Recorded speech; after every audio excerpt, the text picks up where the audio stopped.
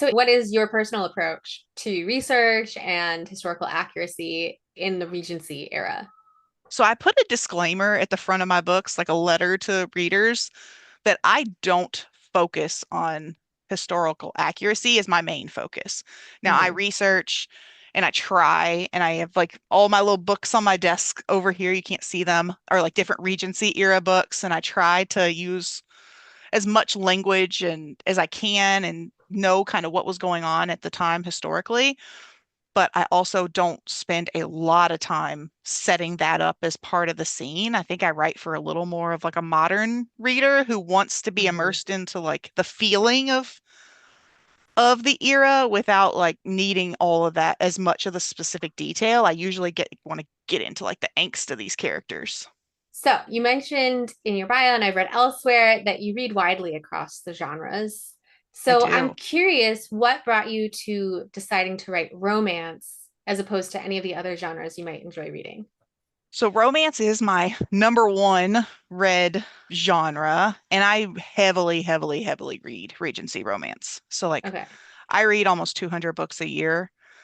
I'm a little behind pace this year. I think I'm only at like 166 or something for this year. Yeah, but you've October was a written slow like month. 10 books instead. Uh, but and if you look at that, it is very slanted heavy into Regency romance. But I do enjoy reading some thrillers or some like contemporary type of stuff, like Taylor Jenkins Reid or like Kristen Hanna here Hmm. and there. And then I've recently discovered that I really love dark romance. And so Hmm. where I see myself going is probably a little blend. I think some dark romance tropes, readers will start to see those emerging in my Regency writing. That's really interesting because I've had some conversations with historical romance authors who write pre-Regency, like, medieval Hmm. or, even before then. And they talk about how those earlier eras tend to feel more like dark romance, but then Regency is like the is not where we're finding dark romance. So it's very interesting that you're going to be bringing the dark side of romance to Regency. I've got an idea for a series. It's the next series I plan to write after I finish up. I've got to finish my series for Dragon Blade, and then I've got a couple anthologies that I'm in that I'm finishing. So early next year, I plan to start writing in this new series. And it definitely, I'm playing around with some dark themes, but I wanted to stay still true to the era Mm-hmm. and I wanted to make it compelling in the era. And I think I found a way to do that. Yeah. And I'm hoping it might even bridge the gap on like bringing in some other like contemporary dark romance readers who Mm-hmm. would be more open to try like probably the people that also read like dark fantasy.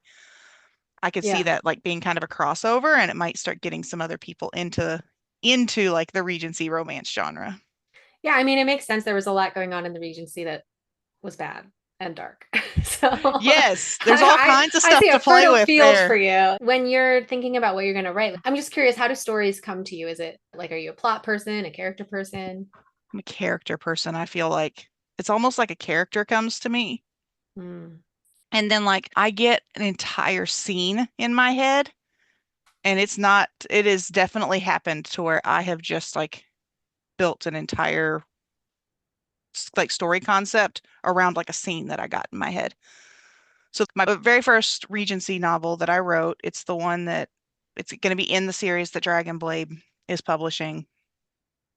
I got this idea in my head for this like virgin hero and he's the one that came to me first. He just like kind of spoke to me and I'd been thinking about trying out and he was the one that was like because I was writing mostly nonfiction before, and I've kind of had like a off and on freelancing career of writing like blogging type stuff. Mm. And Graham is the one that came to me in my head, and it was just like, I should try writing Regency. Like I read so much Regency and I love it. And and he was just talking to me, makes me sound crazy. He was just kind of talking to me and I was like, I'm gonna try to write him. I think I'm gonna do it. And like the scene that kept coming to me in my head that finally made me sit down and start figuring out how I was gonna write it was I had this like idea of I want him to be like this total like fish out of water virgin, unexpected Earl. He inherits unexpectedly, like he's just in every way this fish out of water. And he ends up on the terrace with a very compelling woman and they end up betrothed, Mm. right? I love that sort of setup. And so it was like that's what I played with. That was like the start of it. And so then from there, I like built out Graham and more of who he was and more of his background and why he was so fish out of water. And then I started building in like, okay, who does he need? Who is his match that he needs? And that's where Diana was formed. And then I, invented like her family. And then I did a similar thing that in that series that I did with the Unlikely Betrothal series. I actually planned all the couple characters before I started really writing the book because Yeah. my thought was these were going to be a very found family type of group. Like they all refer to each other as their first names, which goes against like the social construct. It's another way I play fast and loose with facts. I wanted this found family vibe of like these are so much more than just like a group of friends. They truly are like family to each other. Hmm. And so I planned them all out before and like roughly who was going to end up with who and like how this was, some of their character arcs before I started writing the story so that it made sense so that I was true to the background characters Yeah. as they were kind of coming in and out of each of the stories.